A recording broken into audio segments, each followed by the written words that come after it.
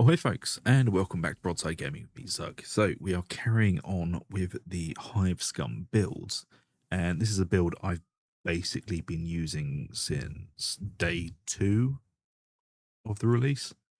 It's one of my favorite builds, and it's one I've had most success with. I've been doing a lot of damnation and havoc with this build. I have actually been jumping between this and the Desperado build. Desperado build is actually way better at max level than it is leveling. I detested it while leveling because we were just being overrun with reapers and maulers and things, and it was just unpleasant. But now people are leveled up, and we're out of that kind of pool of level 1, nobody knows what they're doing kind of thing. It's a lot better. So anyway, let's jump into the Tox poop knife build, and we will not be referring to this as a bone saw because it's not a bone saw. It's a poop knife. Anyway, I don't do that anymore. I keep forgetting. I can press inventory and it instantly goes into it. So first of all, we are using the poop knife or the bone saw. There are a few things you can do with this modifier wise,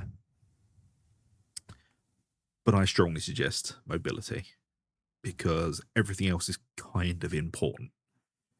Basically, you dump out anything else, you're losing damage. Mobility is, I would say, the clear cut winner for what you're using as your dump stat.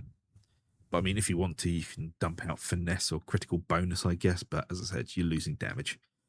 Perk-wise, I've gone with flak because it is the most prevalent armor type in the game, and we don't care much about carapace with this build. Carapace doesn't mean anything to us because of Tox, but we'll get into that as we go through the other stuff.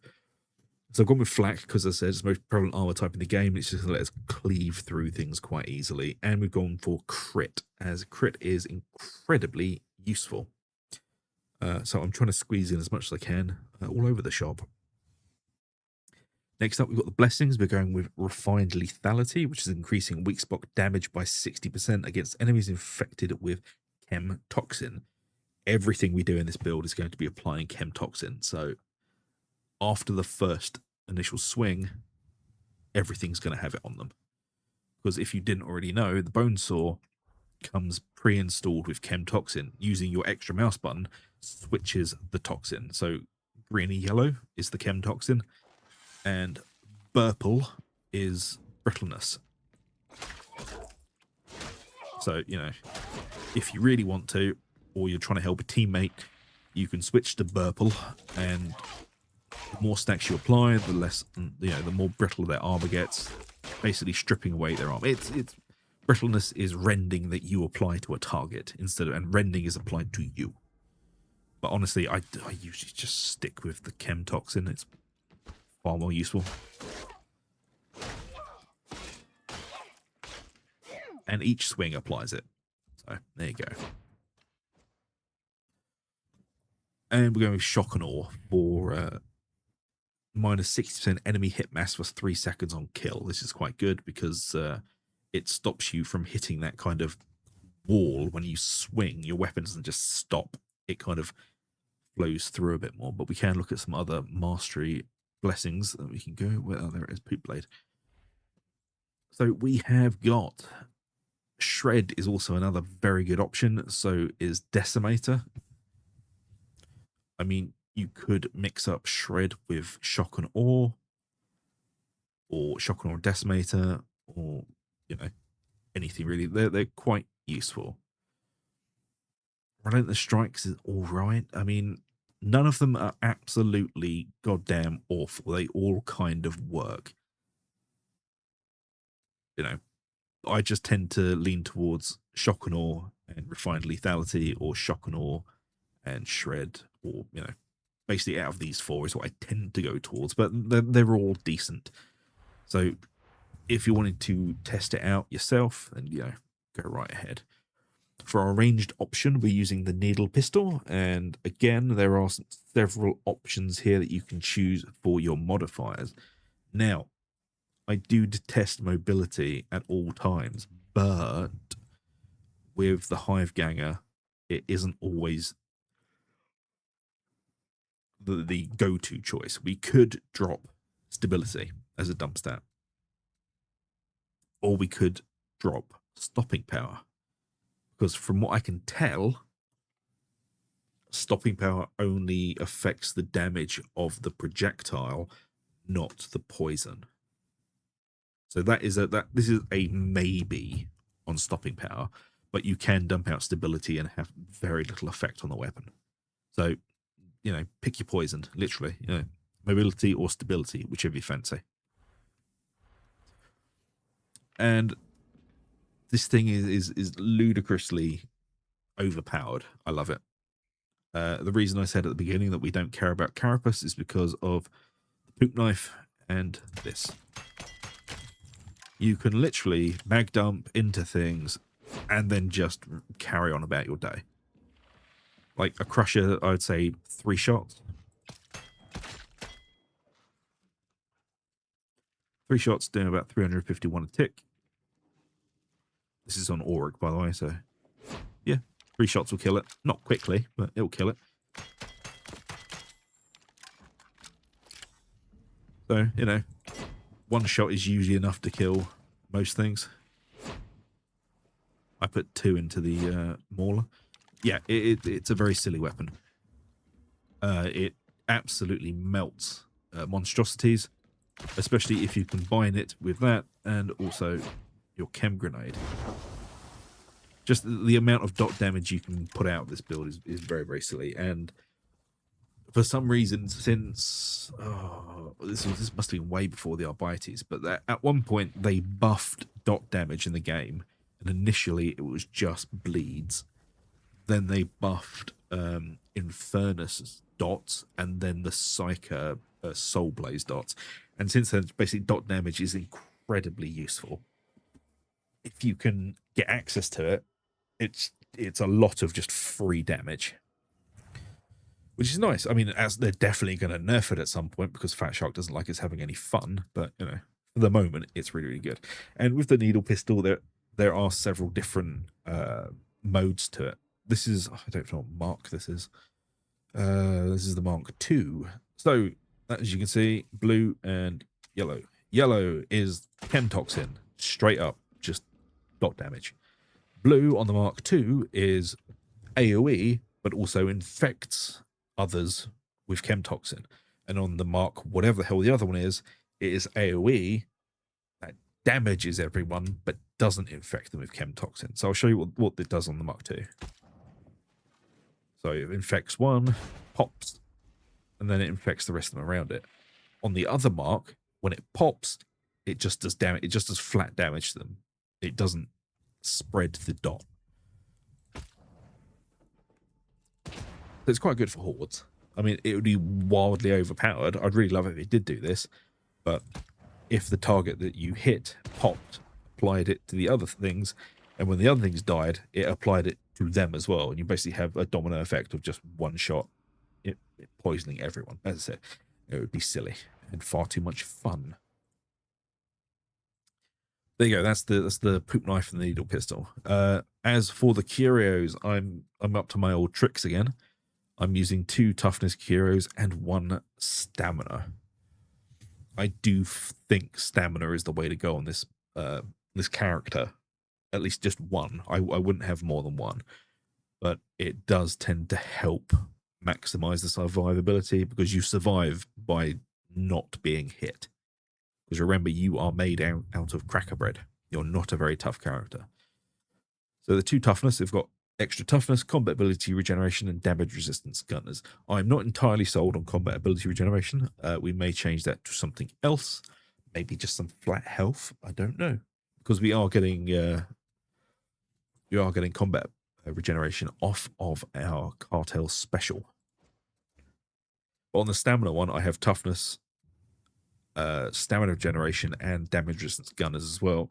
And we want the stamina regeneration not for its generation, but for how quickly the generation starts, if that makes sense.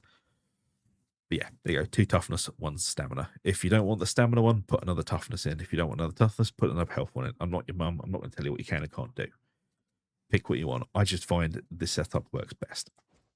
Right, the build. finally get into it. We've got a tertium welcome for 15% melee damage on the first enemy hit with each attack, just 3 damage. Precision violence, melee hits replenish 4% toughness, melee critical strikes and weak spot hits replenish 8, and critical weak spot strikes replenish 12. Then we've got float like a butterfly, perfect blocks and successful dodges grant 20% critical strike chance for 5 seconds. Perfect blocks we don't really care about. It's the successful dodging. You will be dodging continuously, so that's just 3 damage there again. I'm using a touchful just because I find it hilarious. If you don't want to use this, just switch it over to moving target.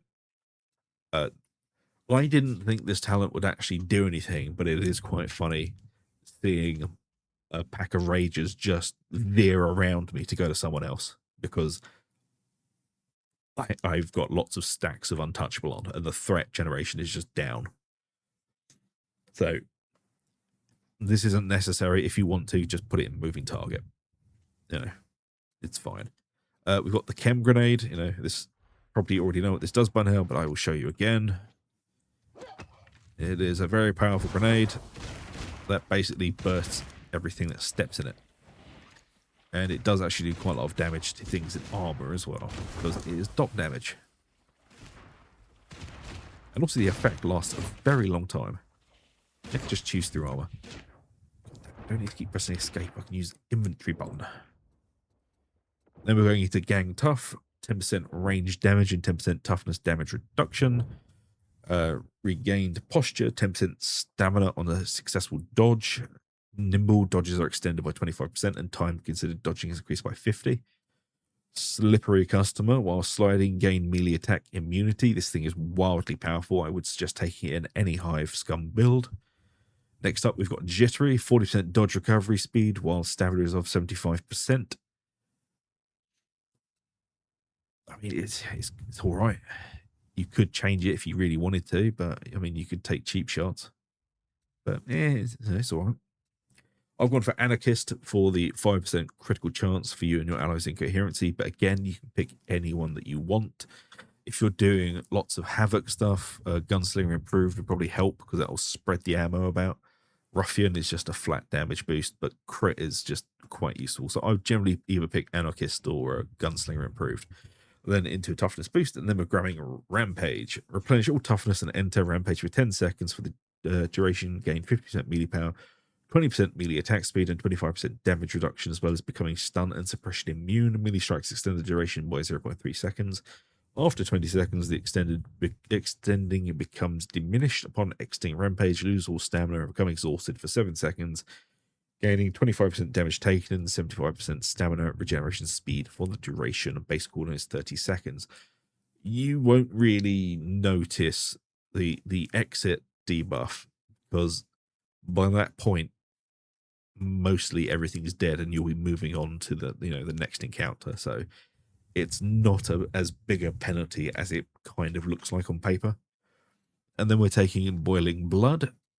Melee strikes against elites and monstrosities extend the duration of Rampage by 1 second. Additionally, the time before extending becomes diminished is now 30 seconds instead of 20. Pulverizing strikes plus 50% cleave while Rampage is active. Additionally, gain 2.5% melee power for every second spent with the ability active up to 10 times. And Forge's Bellow, this isn't entirely necessary, but I do find it incredibly useful. When Rampage is active, unleash a powerful shout that staggers enemies and increases the time between their attacks by 50% for 5 seconds.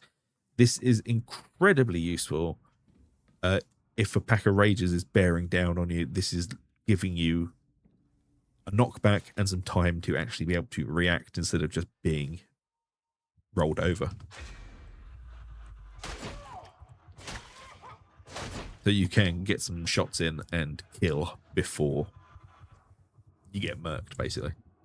But like I said, it's not entirely necessary. So if you wanted to get rid of that, you could put it into Coated Weaponry, which is a really good talent. I just don't have any room for it on the tree at the moment. I am considering dumping out Regained Posture for Coated Weaponry. Taking that out, put it in there. It's a work in progress. Then we're going into Melee Damage Boost, and then we're grabbing Battering Strikes. Melee kills grant 10% melee cleave for 5 seconds, stacking 5 times. Burst of energy, gain stun immunity for 6 seconds and restore 50% toughness when toughness is broken as 10-second cooldown. A very low cooldown for a very powerful talent there.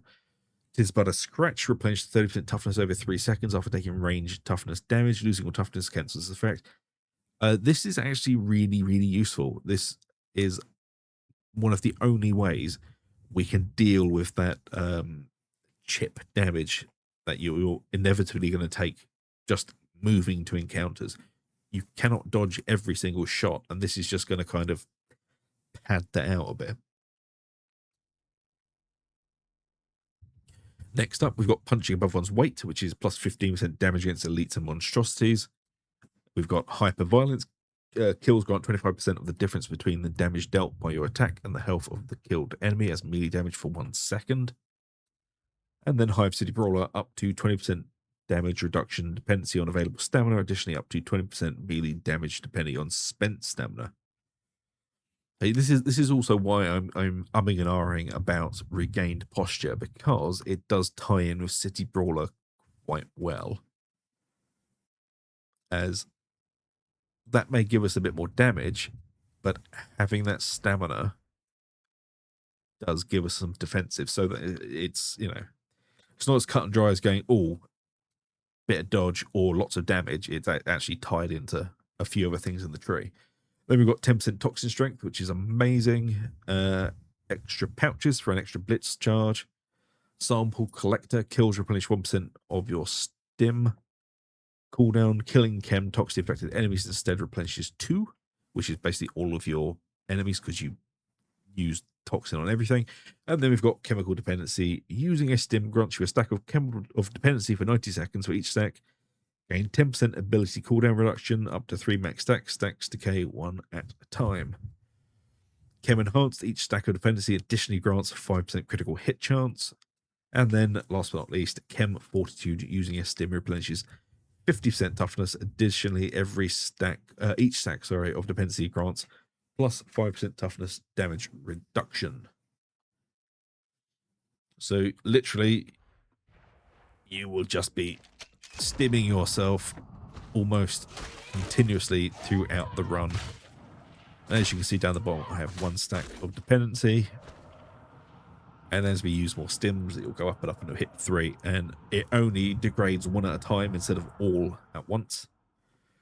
But this is also why we're trying to keep that cooldown low, but also trying to keep it useful.